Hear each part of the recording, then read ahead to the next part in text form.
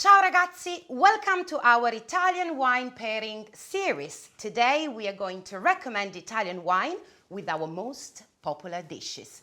And to help me, I got a specialist, Nelson.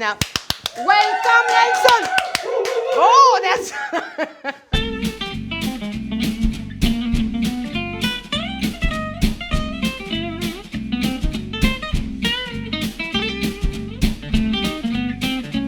Nelson, thank you for coming today. No, thank you for the invite. So we are going to pair lots of wine today. We start, guys, with one of our most popular dish, which is carbonara. Italian most treasured thing after pizza, basically. I absolutely... Do you love carbonara? As everyone. I adore carbonara, guys. So let's start with these very popular dishes, Pasta Evangelists. People really love the taste of our carbonara. We have paired with the bucatini. You know that we are really serious about pasta shape. So Sure. we want it to pair with the right shape. And you know that in Italy, it is something that you always need to be careful. You know, you cannot pair any shape of pasta, especially with the carbonara. Well, what I usually do or recommend to my friends is just to go and seek people like doing carbonara on YouTube and then just scroll down the comments And see then and see what happens.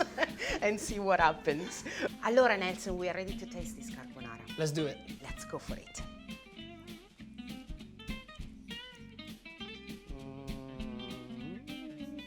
This is one of my favorites. Yeah.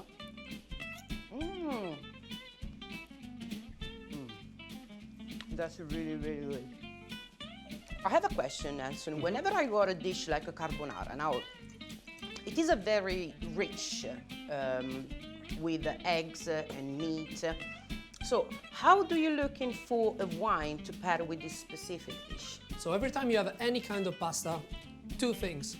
Pasta is just weight. So we look at the weight of the pasta first and then we just focus on the sauce. There's nothing else. So just focus on the sauce and how much the pasta will weigh.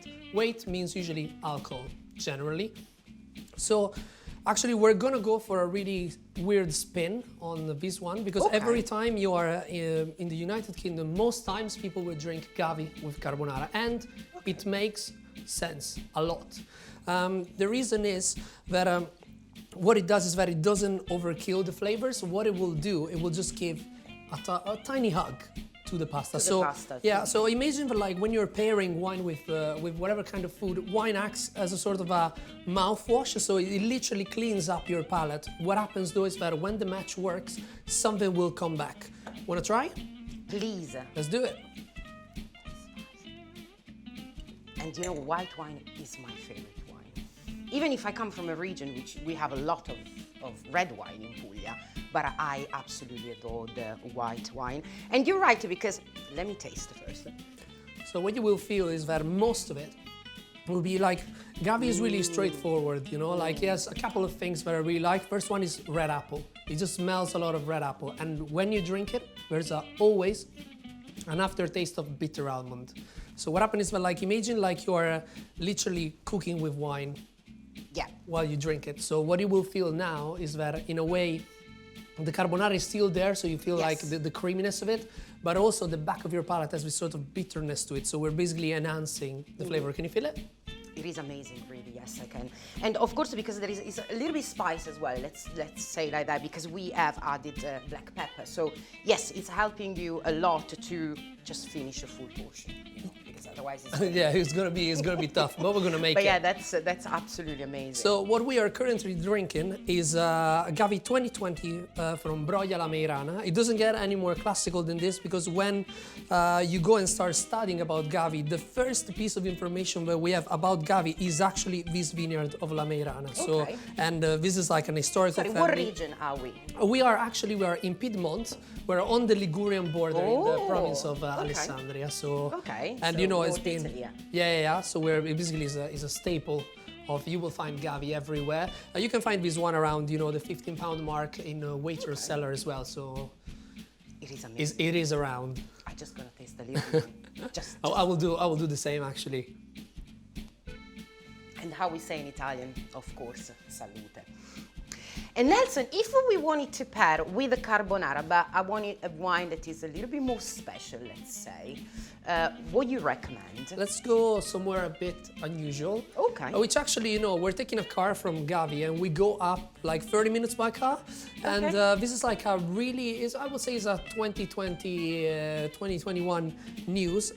Everyone is going absolutely crazy for Timorasso, which is a grape that was going nearly extinct. And the 5 producers, including this one, brought it up because, it was really hard to manage in the vineyard. Okay.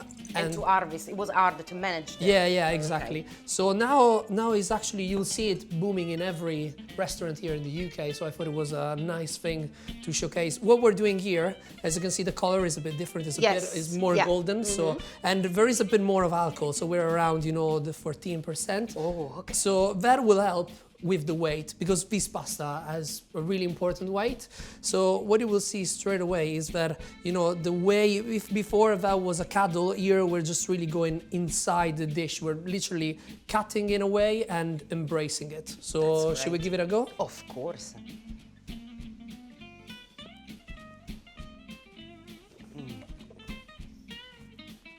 That's really nice. Yeah, it has more backbone. You can feel like it's also more creamy. It is also, you can taste a little bit more alcohol in these, yes. So. But also, the return of the meaty part of the pan is all there. Okay, for the pancetta, so it's gonna hold the taste as well.